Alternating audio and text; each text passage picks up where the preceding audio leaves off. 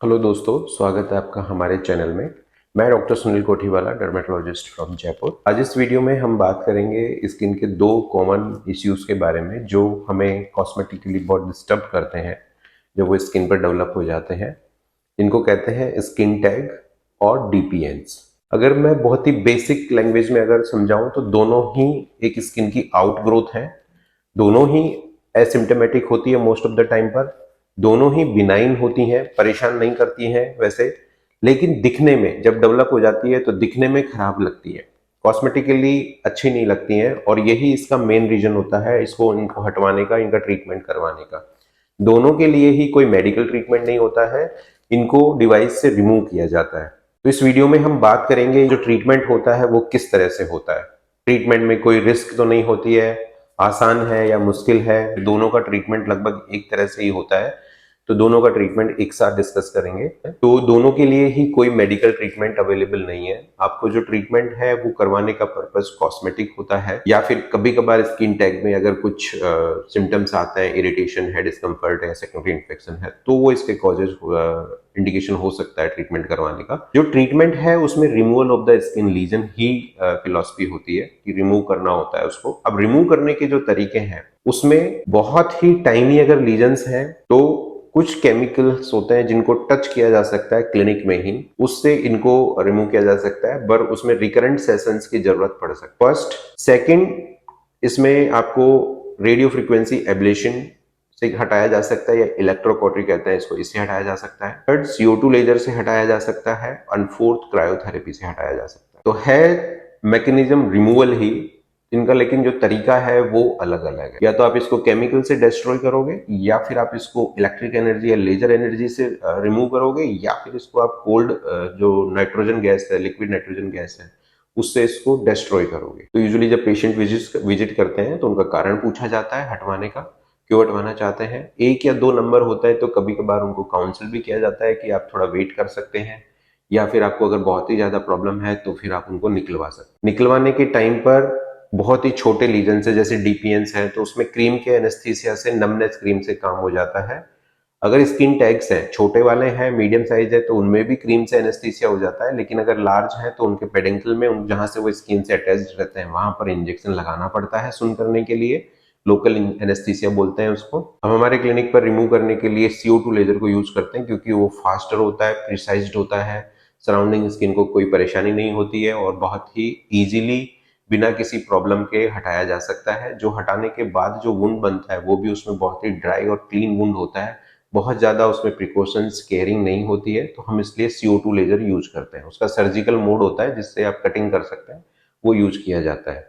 बाकी radio frequency ablation से भी इनको हटाया जा सकता है। तो उसके बाद आपके जो लीजन्स हैं, डीपीएन्स में तो लीजन को होल्ड करने की जरूरत नहीं होती, डायरेक्ट जो लीजन होता है उसी के ऊपर एनर्जी डिलीवर करके उसको डिस्ट्रॉय कर दिया जाता है।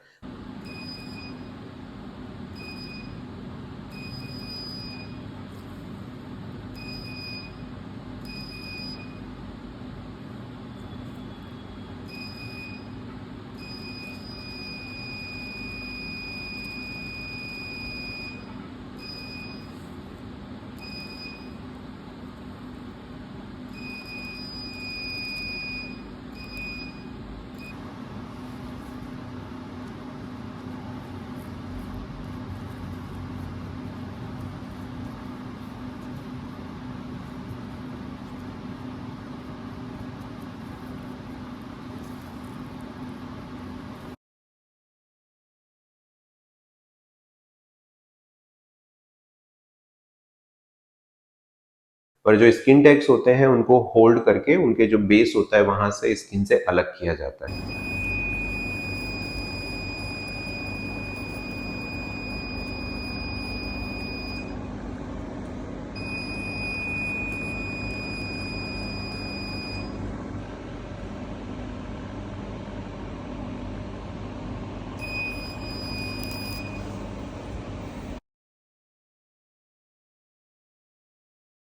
जो समय है करने में, जो समय लगता है वो डिपेंड करता है संख्या कितनी है उसके ऊपर। करने के जस्ट बाद में एक छोटा सा इरोडेड वुंड बनता है, यानी एक छिला हुआ हल्का सा माइनर सा घाव बनता है, जो 5 से 7 दिन में वापस हील हो जाता है।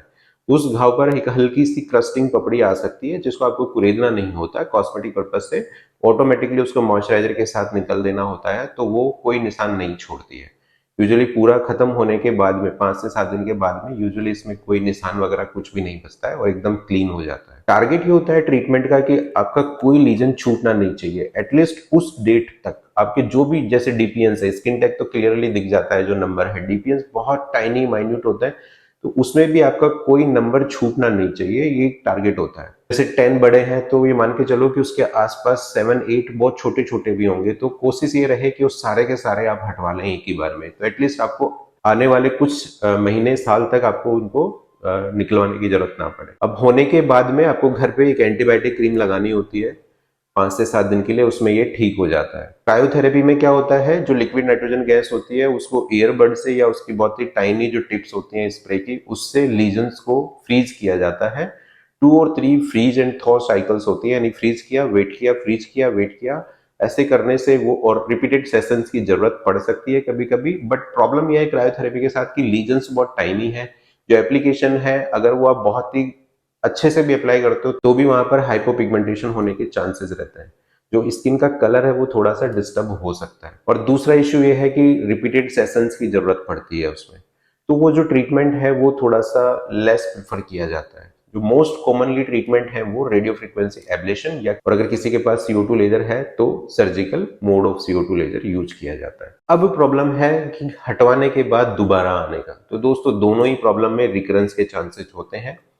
स्किन टैग में आपको बॉडी वेट कंट्रोल करना है, हेल्दी डाइट, एक्सरसाइजेस, ताकि दोबारा जल्दी से ना बने, और डीपीएन के लिए यूवी रेज के एक्सपोजर को मिनिमम करना होता है। ऐसे करके आप उनका जो बनने का स्पीड है उसको घटा सकते हो, पर रिकरेंसेस कॉमन होती हैं। पर यह है कि एक बार हटवाने के बाद 2-3 साल तक यूजुअली जरूरत नहीं पड़ती है जल्दी से वापस, क्योंकि इतना नंबर नहीं होता है, बहुत फास्ट डेवलपमेंट नहीं होता, और बनता भी है तो बहुत फास्ट ग्रोइंग नहीं होती। ओवरऑल जो ट्रीटमेंट है बहुत सिंपल है, बहुत फास्ट है, कोई उसमें पोस्ट ट्रीटमेंट केयर वगैरह ऐसा कुछ भी नहीं होता है। कुछ मिनट्स में आप अपने ये जो प्रॉब्लम है जो परमानेंटली दिखती है उससे छुटकारा पा सकते हैं। फेस, आपका फेस एंड नेक क्लीन हो सकता है, कॉस्मेटिकली बेटर लगता है। तो कई लोग इसको बहुत टाइम तक इग्नोर करते रहते हैं, तो इग्नोर करने से साइज बड़ा होता है, फिर उसका चार्जेस जो बर्डन है वो भी इंक्रीज होगा। तो बेटर है कि आप टाइमली, जब आपको फील हो रहा है कि नहीं यार अब ये इस लेवल पे आ गया है कि अब आई कांट कैरी इट, तो आप इसको रिमूव करवा सकते हैं। अब बात करते हैं दोस्तों चार्जेस की। तो चार्जेस डिपेंड करता है एक तो नंबर ऑफ लीजन्स पर और साइज ऑफ लीजन्स पर and site of the lesions पर। अगर मान लो फेस पर एक मीडियम साइज है तो वो 800 से 1000 रुपए में आप हटवा सकते हो RFA से, और अगर CO2 लेजर यूज कर रहे हैं तो 1000 से 1500 रुपए के बीच में चार्ज होता है। लेकिन अगर वही लार्ज स्किन टैग है और वो ग्रोइन एरिया में है या बड़ा है, पेडेंकल उसका बेस बड़ा है, तो उसमें हो सकता है 2-2500 का भी खर्चा हो। RFA से कर रहे हैं तो 1500 से 2000 का खर्चा हो।